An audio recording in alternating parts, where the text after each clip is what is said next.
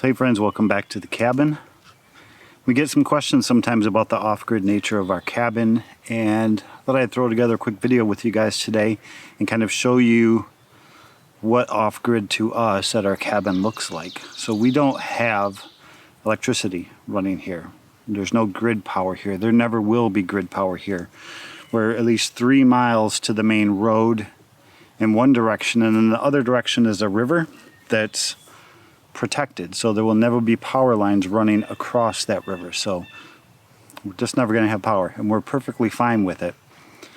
Number two, water. We do not have any running water here. We have no well. We're way up high on a hill. If we wanted to have a second, there's one well here from the original builder of the property back in the 80s, but it stopped functioning at some point, so we'll probably never drill a well. I do, however, have plans to add some form of rainwater collection from the roof of our cabin. If I don't do it this year, hopefully I can get to it next year, just as a source of water for showers. Because right now we basically, when we want to take a shower, we take 5-gallon buckets and we haul them down to the river and we carry that water back up, and it gets very heavy very quick. So if I can at least get some free water for showers, that would be a bonus, big bonus. And since we don't have running water, we obviously don't have any form of septic system. So for restroom facilities, we just have an outhouse. Just a hole in the ground with a little box around it for privacy. And that's what we use for that. And if you've seen previous cabin videos from us, you'll know that when we sit down for dinner at our dinner table inside of our cabin at 5 or 6 o'clock at night, we have lights. Where does that power come from? So I'm going to show you today kind of where we get our power from, where we get our heat from, what we use for refrigeration to keep our food cold and our meat from spoiling.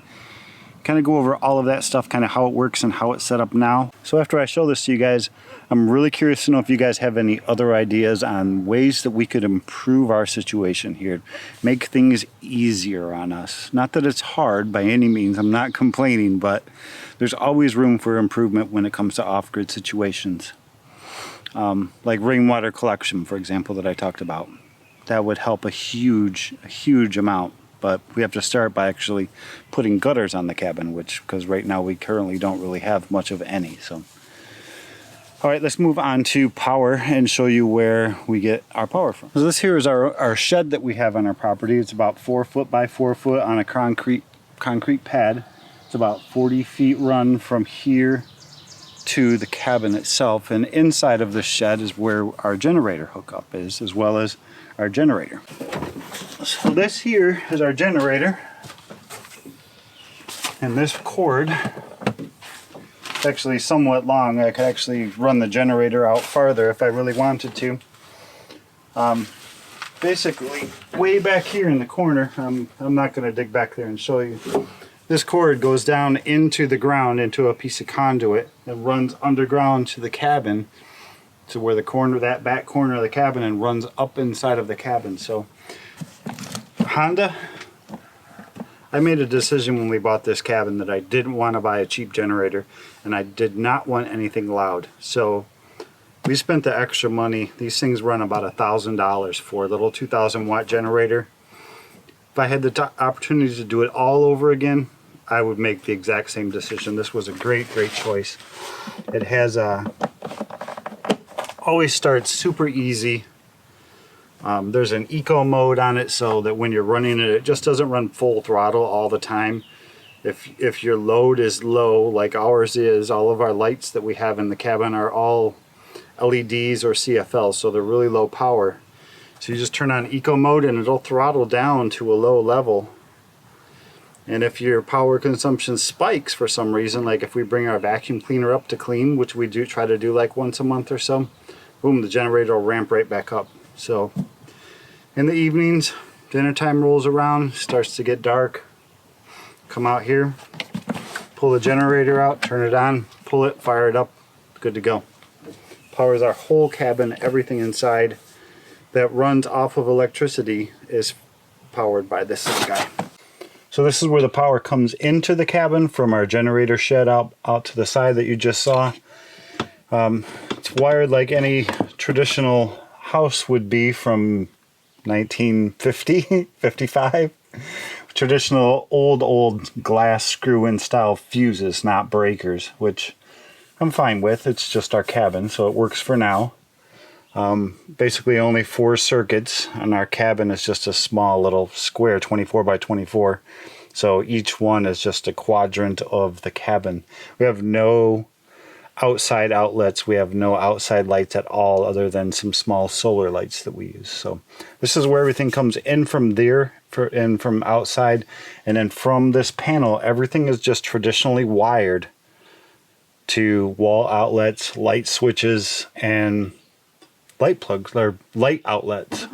We have quite a few of these oil lamps in our bathroom here. We have 2 of them here on one side, and then we also run some propane lamps. So let me show you those real quick after I show you our shower, since we don't have running water or a well either. I've done a full dedicated video on our shower, but I'll show you kind of again real quick, because I don't like repeating things. If you want to see the whole shower video, I'll put a link to it above. So here's the shower. It's basically just a corner shower surround on the bottom. Under here we have a 12-volt battery and a pump. We heat up a water on a propane burner outside. Once we get it up to the temperature that we want, not too hot, not too cold, it comes in and it sits right here. This hose goes down into the pot as a source of water. Turn on the power to the battery, and then it feeds out here, and you can take yourself a little shower. So here's the little propane lamps that we have. These are plumbed.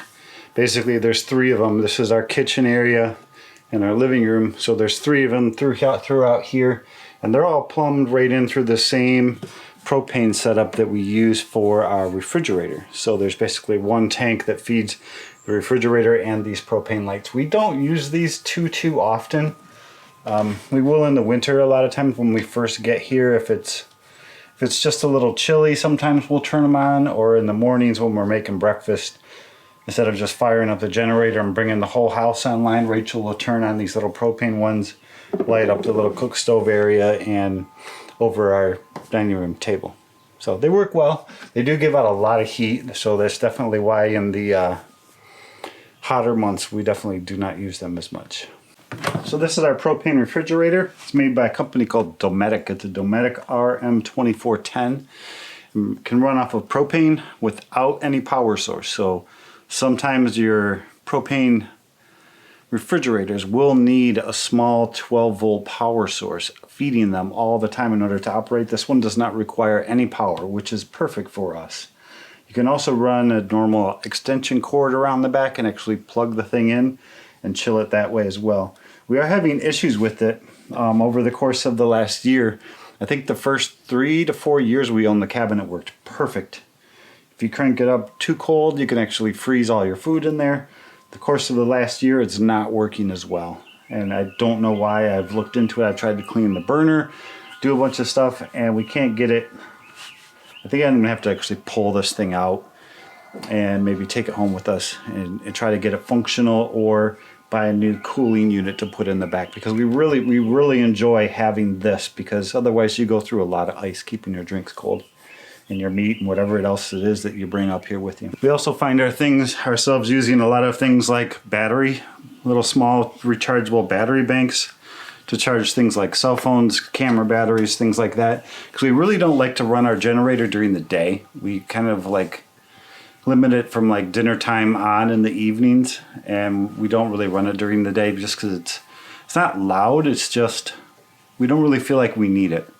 If my phone starts running low, we'll just plug in a little USB battery bank and charge it back up that way.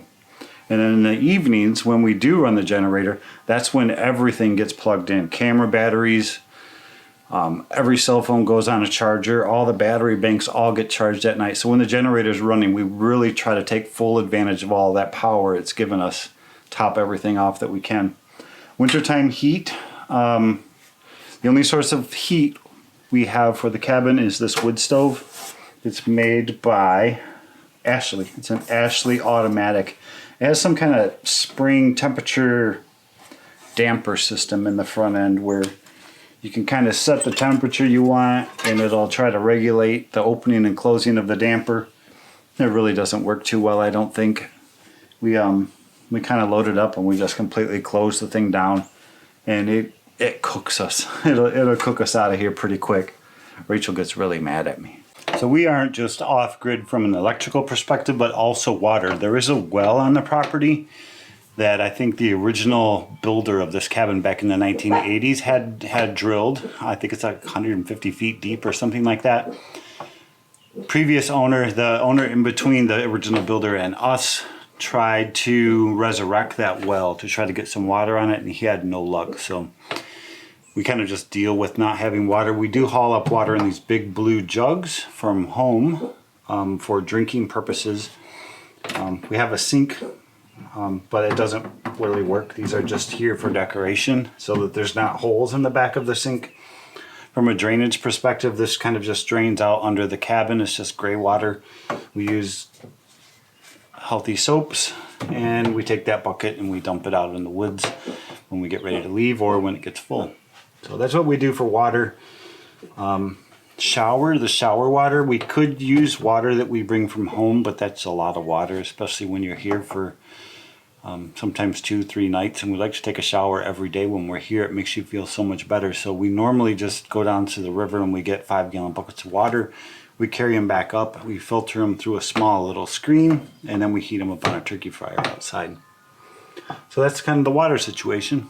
Like I asked earlier in the beginning of the video, if you guys have any suggestions on things that we could do to improve our situation, let me know in the comments, because there's a lot of people that have been doing off-grid stuff longer than we've been doing off-grid stuff. Rainwater collection system, I've talked about that for our showers. The other thing I wanted to look into was those Goal Zero or Blue Yeti. They call them solar generators, but it's basically a big battery bank that you can plug a solar panel into to charge during the day. I could then take that cube of batteries over to my shed, plug into the exact same cord, and power up our cabin without a generator. I'd like to get my hands on one of those. I know some people do build their own, like a DIY. Oh, my fire's starting back up. And I've looked into trying to build my own, and they really don't seem that hard. In fact, you can actually sometimes build them a little cheaper than you can buy them. But it's kind of just the time factor of how much value my time actually has. So as always, guys, thanks for joining. Thanks for watching. If there's anything that I didn't show about our cabin that you guys want to see, we did a tour video, I think probably 2 years ago, of like the whole cabin and the inside.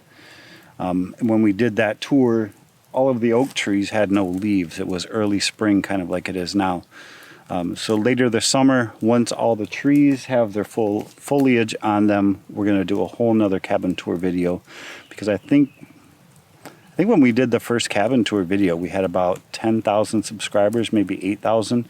Now we're approaching 30,000. So there's a lot of you who haven't seen our whole cabin. I'll link the original cabin tour video above if you want to check that out. But this summer we'll do a full tour again just to get everybody up to speed. See you guys later.